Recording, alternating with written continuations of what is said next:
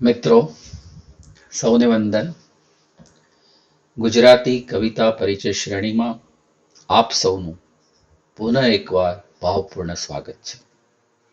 આજે આપણે કવિશ્રી બળવંતરાય ઠાકોરની કવિતાનો પરિચય પ્રાપ્ત કરીશું. સૌપ્રથમ આપણે કવિશ્રી બળવંતરાય ઠાકોરનો ટૂંકમાં પરિચય પ્રાપ્ત કરીએ. મિત્રો, શ્રી બળવંતરાય ઠાકોર પંડિત યુગ અને ગાંધીયુગ વચ્ચેના સંક્રાંતિ કાળના કવિ છે. તેઓ અર્થઘન અને વિચાર પ્રધાન કવિતાના પુરસ્કર્તા બની રહ્યા. અગેયતા, પ્રવાહી પંક્તિ રચના, પૃથ્વી છંદનો પ્રયોગ તેમજ સોનેટ કાવ્ય સ્વરૂપને ગુજરાતી કવિતામાં લાવનાર તરીકે પણ તેઓ સુપ્રતિષ્ઠિત થયા. મિત્રો, કવિશ્રી બળવંતરાય ઠાકોરનો જન્મ ઈસવીસન 1889માં ભરૂચમાં થયો હતો. તેમણે ભાવનગર, મુંબઈ અને પૂનાની કોલેજોમાં ઉચ્ચ શિક્ષણનો અભ્યાસ કર્યો હતો. ઈસવીસન 1889માં પૂનાની કોલેજમાંથી ઇતિહાસ અને અર્થશાસ્ત્ર સાથે તેઓ BA થયા. તે જ કોલેજમાં દક્ષિણા ફેલો તરીકે નિમાયા. ત્યારબાદ રાજકોટની રાજકુમાર કોલેજમાં 10 વર્ષ જેટલો સમય તેમજ અજમેરની સરકારી કોલેજમાં અને પૂનાની ડેક્કન કોલેજમાં કુલ 26 વર્ષ સુધી ઇતિહાસના પ્રોફેસર રહ્યા. એમની સાહિત્ય પ્રવૃત્તિ એકંદરે મોડી શરૂ થઈ, પણ લેખન, વાચન અને મનનની પ્રવૃત્તિ છેક 82 વર્ષની સુદીર્ઘ જિંદગીમાં તેમણે સતત ચાલુ રાખી.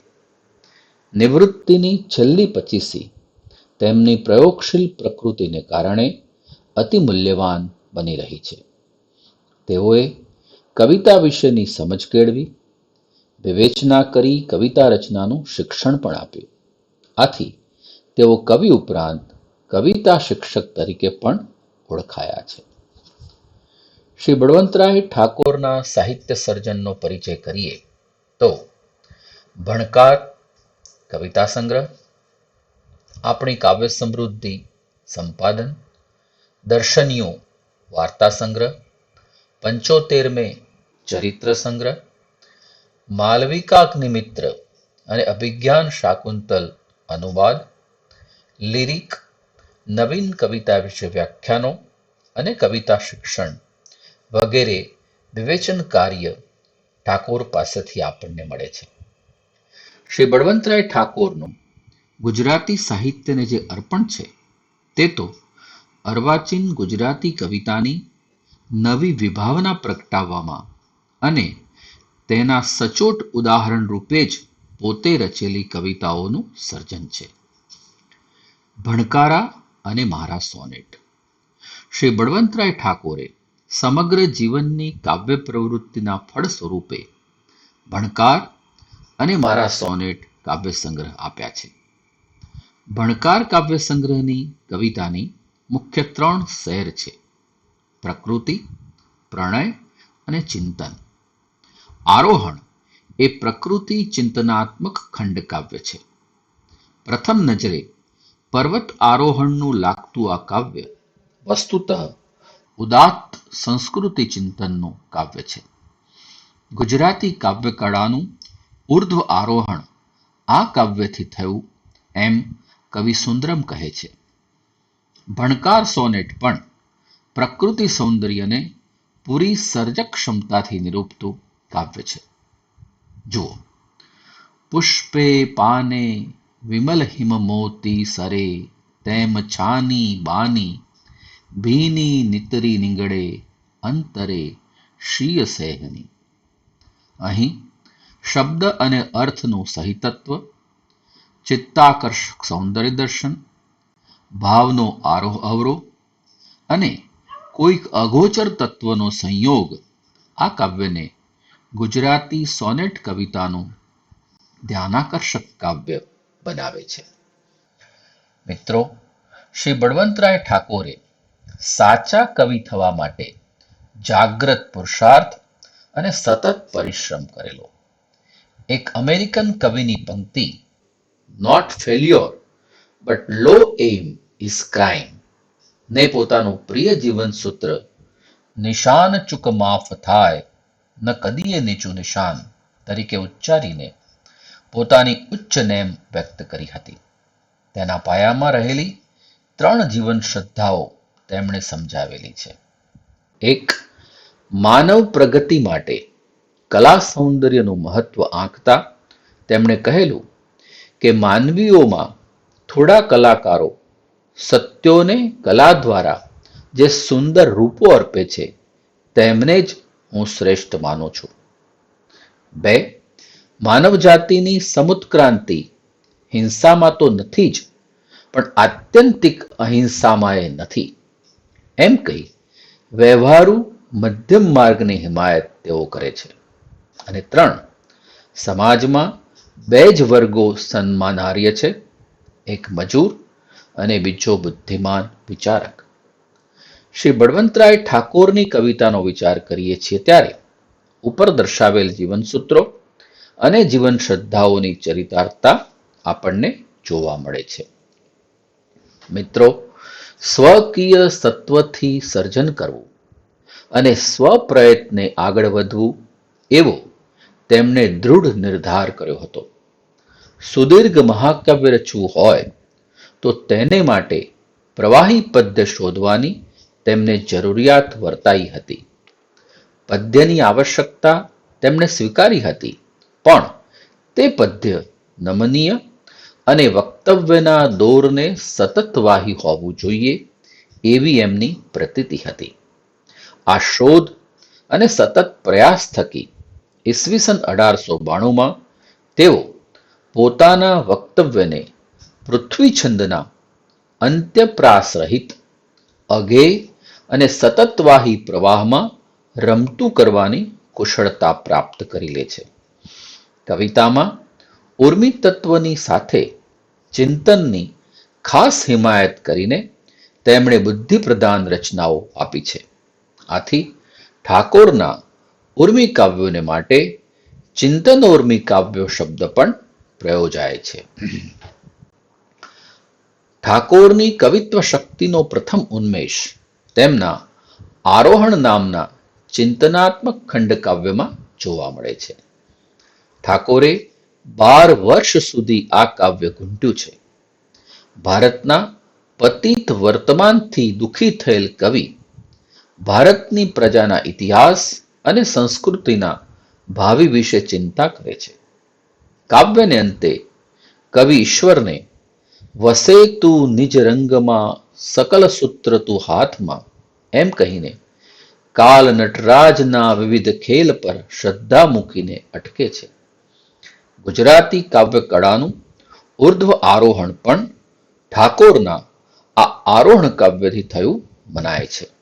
આ રચનામાં ઉદાત્ત સંસ્કૃતિ ચિંતનનું, મુક્ત પૃથ્વીમાં વહેતી ધીર ગંભીર અર્થઘન વાણીમાં કવિએ કરેલું સતતવાહી આલેખન તેઓની ઉચ્ચ ધ્યેય સિદ્ધિના પુરાવારૂપ છે.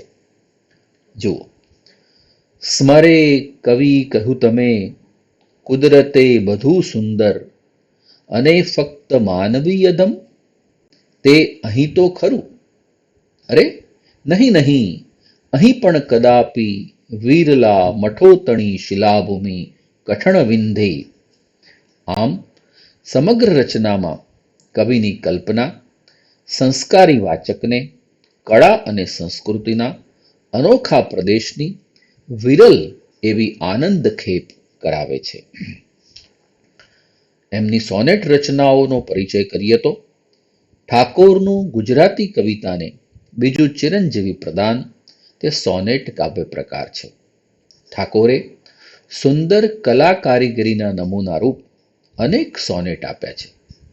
તેમનો સોનેટ સંગ્રહ મારા સોનેટ આ પ્રકારના સાહિત્યમાં શ્રેષ્ઠ છે. પ્રેમનો દિવસ અને વિરહ નામની કાવ્ય માળામાં ઠાકોરની કવિતાનું ઉત્તમ તેજ બતાવતા કેટલાક સુંદર સોનેટ મળે છે. કવિએ તેમાં નાયક અને નાયિકાના જીવનની પ્રણયના ઉદયથી દાંપત્યની ઉચ્ચ નિર્વાણ કોટી સુધીની મહત્વની ભાવસ્થિતિઓના મનોહર રસભર્યા ચિત્રો આલેખ્યા છે. તેમાં પ્રેમની ઉષા, પ્રેમનો મધ્યાહન, અદૃષ્ટિ દર્શન, મોગરો, વધામણી, જૂનું પિયરઘર અને વર્ષાની એક સુંદર સાંજ અનબદ્ધ સુંદરતાવાળી કાવ્યકૃતિઓ છે. કેટલીક પંક્તિઓનો આપણે આસ્વાદ કરીએ. ઊંચા મન થયા બાદ પ્રાયશ્ચિત કરતો સ્વમાનશીલ નાયક નાયિકાના અંબોડામાં મોગરો મૂકતા કહે છે, પ્રિયે તુજ લટે ધરું ધવલ સ્વચ્છ આ મોગરો, નહીં નિકટ એથી પરસહક આ સમય મારો. દલે દલે વિશુદ્ધ આ કચ વિશે દીપે મોગરો, દલે દલ ઉજાડું આ ઉર પછી જ હું તારો. પછી બંને ભેગા મળીને પ્રભુને પ્રાર્થના કરે છે, અદૃષ્ટ ભવથી વળી જીગરના જૂના પાપથી બચાવ, જય આપ. જેને પરિણામે બંનેને જીવનમાં પ્રેમનો પ્રાતઃકાળ થાય છે. સ્ત્રી બાળકને જન્મ દે છે, તેની વધામણી પતિને લખે છે. જુઓ, વાલા મારા નિષદિન હવે થાય ઝંખા તમારી, આવો આપો પરિચય પ્રતીતિ બધી ચિત્તહારી. બીજું વાલા શિરધરી જીહા ભાર લાગે શું કહેતા, ત્યાં સૂતેલું વજન નવું વીતી ઋતુ એક વહેતા, ગોરું ચૂસે અખુટ રસથી અંગૂઠો પદ્મ જેવો, આવી જોઈ દૈત ઉચરો લોચને કોણ જેવો. આમ સોળે કળાએ ખીલેલા દાંપત્યને બંને તું હું તું ત્રુટિ રહિતના અદ્વૈત રૂપે અનુભવે છે, કહો કે ઓળખે છે. આ અદ્વૈતની મોહક પ્રતીતિ નાયિકાને જૂનું પિયર ઘર કરાવે છે, જ્યારે તેના બાળપણના સર્વ પ્રસંગોમાં પોતાનો પતિ વ્યાપેલો દેખાય છે. તે કહે છે, બેસી ખાટે પિયર ઘરમાં જિંદગી જોઈ સારી, ત્યારે જાણી અનહદ ગતિ નાથ મારા તમારી. વર્ષાની એક સુંદર સાંજે બંને પ્રેમીઓ ચારે બાજુ પર્વતમાળથી ઘેરાયેલ ફોઈ સાગર સરોવર પર ઊભા છે અને એ રીતે પ્રણય રસનો મધુર આસ્વાદ લે છે. છેવટે ઉભય પ્રેમની એટલી ઉચ્ચ કોટીએ પહોંચ્યા છે કે નાયક કહે છે, વાલી કેવા જનન નિધનો પંડ લય વાત કેવી, કેવા તું હું અસલ રસમાં એક સોહમ શિવોહમ. કવિતા વિષયક કાવ્યગુચ્છમાં બળવંતરાયે પોતાની કાવ્ય વિભાવના સમજાવી છે. કવિનું કર્તવ્ય કાવ્યમાં કવિ કહે છે, સલાહ કવિ આપું જો સ્મરણ કાવ્ય કરતા ધારે, ન વસ્તુ કદી શોધ કાવ્ય તણું આત્મચિત્તાંતરે. વિશાળ જનતા વિલોક મમતાથી સંતોષથી, વિસાર નિજ હર્ષ શોક ભૂલી જા નિજાત્મામાંથી. બધા સૂર ખીલવજે મનુજ ચિત્ત સારંગીના, બધા ફલક માપજે મનુજ બુદ્ધિ બ્રહ્માંડના. આમ ઠાકોરની દૃષ્ટિએ ગટેની માફક પરલક્ષી કવિતા એ શ્રેષ્ઠ કવિતા છે. મિત્રો, સમગ્ર દૃષ્ટિએ જોઈએ તો બળવંતરાય પ્રયોગશીલ અને પ્રચંડ મનોઘટનાશાળી કવિ છે. એમણે અર્થગન, વિચાર પ્રધાન, રસગન, અગેય પૃથ્વી છંદની, પ્રવાહી પદ્યની, અર્વાચીન ગુજરાતી કવિતાના આરોહણ સમી ઉત્તમ કવિતા કરી નવ્ય કવિતાનું પ્રસ્થાન કર્યું. એમણે ધર્મ, તત્વ, ઇતિહાસના મનન ચિંતનથી વૈજ્ઞાનિક બુદ્ધિના અજ્ઞેયવાદીનું વલણ અપનાવ્યું. મૂળે અદ્વૈતવાદી પણ મધ્યકાલીન માનસનો અસ્વીકાર કર્યો. સંસારના અસહ્ય દુઃખ અને અકળ મૃત્યુ તથા ધર્મને નામે થતા અત્યાચાર અને અંધશ્રદ્ધાને કારણે તેઓ અજ્ઞેયવાદી બને છે. એમની કવિતા એમના એ વલણનું પણ પ્રતિબિંબ પાડે છે. આમ મુખ્યત્વે પ્રકૃતિ, પ્રણય અને ચિંતનાત્મક કવિતા બળવંતરાય પાસેથી આપણને પ્રાપ્ત થાય છે.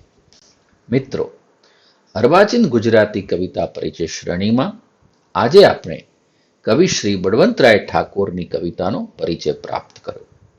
આ પરિચય શ્રેણીમાં જોડાવા બદલ સૌ મિત્રોનો આભાર. સૌને વંદન. ફરી મળીશું એક અન્ય કવિની કવિતા સાથે. ત્યાં સુધી આવજો.